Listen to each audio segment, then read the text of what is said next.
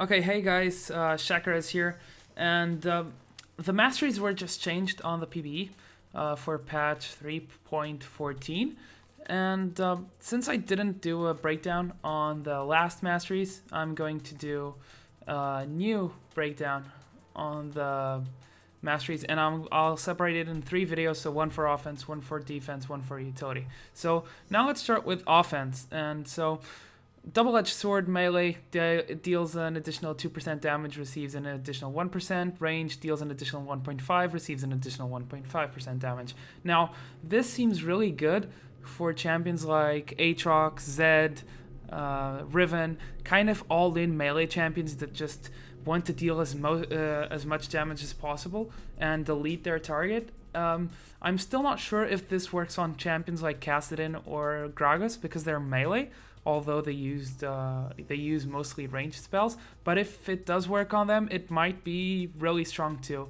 As for ranged champions, I'm not sure. AD carries are quite squishy. You don't want to be receiving an extra 1.5% damage, so a bit of an iffy point. It's interesting, but it's weird at the same time. I'll have to think about it for AD carries. Next, we have Fear, 5% attack speed, 1.5 per rank. We have Sorcery, which is the same thing as attack speed, but in cooldown reduction, so 5%, which is better than Season 3, which was 4%. Butcher, basic attacks and single target spells deal an additional 2 damage to minions and monsters, so basic mastery point for better last hitting. Then we have Feast, and Feast used to be somewhere here, and now it was changed to requirement of Butcher, and killing a unit restores 2 health and 1 mana. It doesn't look that good. Maybe 80 carries can use it because Doran's Weight got nerfed, but it still doesn't seem that good of a mastery point because 2 health and 1 mana is really, I don't know, it's not noticeable. So, moving on to the second tier, Expose Weakness, and this is one of the new ones. Damaging an enemy with a spell increases ally champions damage that do enemy to that enemy by 1% for the next 3 seconds. Now this is pretty good. It's 3 damage. Free damage is always something that's good, and something that came to mind when I was looking at this new mastery is that supports that want to go for 9 points and that are basically based on AP could go something like 5% cooldown reduction. They'd go ability power. They want to get the extra ability power, but they can, and then they put something here or here. Instead, they can now put it here and give their AD carries more damage. So this is basically a good point for anyone that needs to put an extra point anywhere. I don't think AD carries need it because I'll show you in a sec that they have quite. They have a lot of points where they can already put the masteries, so they don't necessarily need it here. But maybe for a tank that goes 9 offense, anyone really that can pick up this point to help their carries deal more damage is doing them a favor. So next up we have Brute Force, which is flat attack damage, and now it's 10 attack damage at level 18, which is 0.55 per level. Not too bad. It's just 3 points now, so 10 attack damage per level isn't... 10 attack damage at level 18 is pretty good. Then we get 5 flat attack damage if you go for Martial Mastery, and 5 attack damage for 1 point is pretty good. I know you need to get the 3 points from the requirement, but it's a pretty good point. Then we have the counterpart for AP, which is, there we go, 6, 11, 16 ability power at level 18. So it's less than the Season 3 one, but it's also less 1 point. It used to be 4 points for 18 ability power. Now it's 3 points for 16 ability power. Next we have Arcane Mastery, which is 8 flat ability power. Pretty good. Again, better than the old one, which used to be 6 or 5 ability power for 3 points, if I'm not mistaken. Or 2 points. Yeah, 3 points and 2 points was here actually. It's a pretty good point. It's solid, really solid point. Continuing on the Tier 3 Mastery, Spellweaving. Spellweaving, damaging an enemy champion with a basic attack increases spell damage by 1%, stacking up to 3 times, max 3% damage increase. And Blade Weaving, damaging an enemy champion with a spell increases basic attack damage by 1%, stacking up to 3 times. Now, this is a pretty good Oh, and this cannot trigger more than once a second. So if you're attacking too much, you won't get this all the time.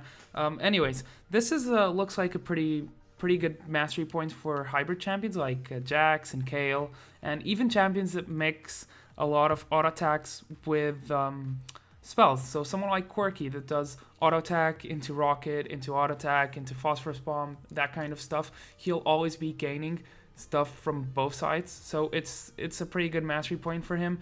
And for example, on Kale, you will actually get extra basic attack damage when you're attacking with Righteous Fury because it's considered a spell. So it's pretty good 2 mastery points if you're a hybrid. Then to top off tier 3 we have Executioner, which increases the damage dealt to champions below 20, 35, and 50% health by 5%. Now this is much screaming. Carries pick this up because 50% is a lot, and 5% damage is also pretty good, especially considering that you just want to do the most damage possible as an AD or an AP carry. So yeah, pretty solid mastery point. And then if we go down to tier 4, we have Dangerous Game. Killing a champion restores up to 5% missing health and mana. Now this doesn't look that good, and for 2 reasons. First, it says up to 5%, so Riot doesn't specifically say when it's going to give max, when it's not going to give max. So a bit confusing from their side. I'll have to check and see if it's when it gives 5% health and mana. And even then, I mean, it's probably really good for AD carries or someone really squishy if they can get that extra HP back up. But if you have other necessities of putting points elsewhere, you can probably this and go for something else. Okay, so next we have Warlord. Basic attack damage increases by 3.55%, and its AP counterpart Archmage to 3.55% extra ability power. And just one thing I wanted to mention about Archmage: if you're not stacking AP early, so someone like Kale that goes Nashor's Lichbane and only gets 150 AP, Archmage isn't that good. It's really best if you're playing a champion that stacks AP early, that goes for Rabadons as a second item, or a DFG even as a first item. Someone that's stacking a lot of AP early benefits much more from this than a champion that doesn't. So you have to think if you want to go for early game on those champions or late game and get the 5% ability power. Anyways, moving on. Tier 6, critical strikes grant 5% attack speed for 3 seconds, stacks up to 3 times, so to 15% attack speed. And this is pretty much the one thing you'll want on any type of AD carry, be it a melee AD carry or a marksman. It's a really strong point, so Tryndamere, Yi, and any other ranged AD carry or marksman will love this one. Then we have Devastating Strikes, which is 2% armor and magic penetration, and it goes up to 6. Now this point is pretty much the best offense point for hybrid champions. Again, Kale, Jax, Quirky really use this really well because they're doing both magic and physical damage, so they're really getting a lot out of 3 points. And even if you're not using a part of it, I still think the 3 points are worth it for just 6% armor or 6% magic penetration. Arcane Blade. Basic attacks also deal bonus magic damage equal to 5% of ability power. Nothing much to say here. It's pretty much the same as Spellblade.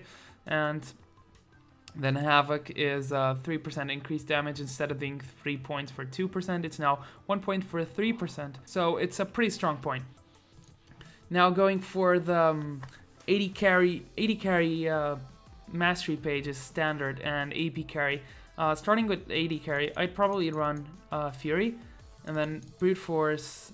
Probably I'd get either Butcher, Double-Edged, or Exposed Weakness. Maybe Butcher. Butcher seems quite good. I mean, it helps you with auto-attacking, and if you're under the turret, this might give you the CS that the other points don't give you. So yeah. So then Martial Mastery, Executioner for sure, Warlord, and then Devastating Strikes, Frenzy, and Havoc. So that's 21 points right there.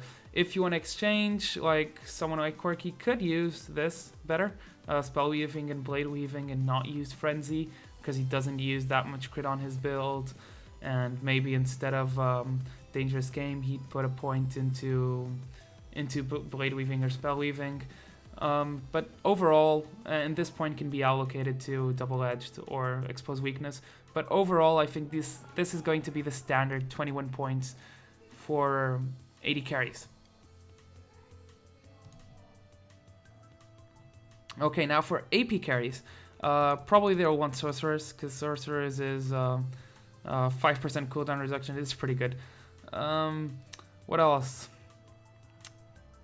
Butcher maybe, Mental Force definitely, Arcane Mastery, Executioner, maybe Archmage, Arcane Blade, Devastating Strikes, and Havoc. So this is 21 points again, and then you'd have to know how to allocate points if you're a different kind of champion. For example, I'll give you the example of Kayle, because I have a lot of Kayle games. I mean, I have a Kayle only account, so I play a lot of Kayle. On someone like Kayle, I'd probably not go for Archmage and instead go for Blade Weaving, Spell Weaving, and remove the points here, and maybe even get the points there, but that's irrelevant for now. So yeah, you could probably get the points elsewhere, like Expose Weakness, and remove them from Archmage and still get 21 points. So yeah, that's pretty much it for the offense tree. Second video will be out soon on the defense tree, so stay tuned. Oh, one more thing I forgot to mention. We do have a mastery calculator now on LoL Pro.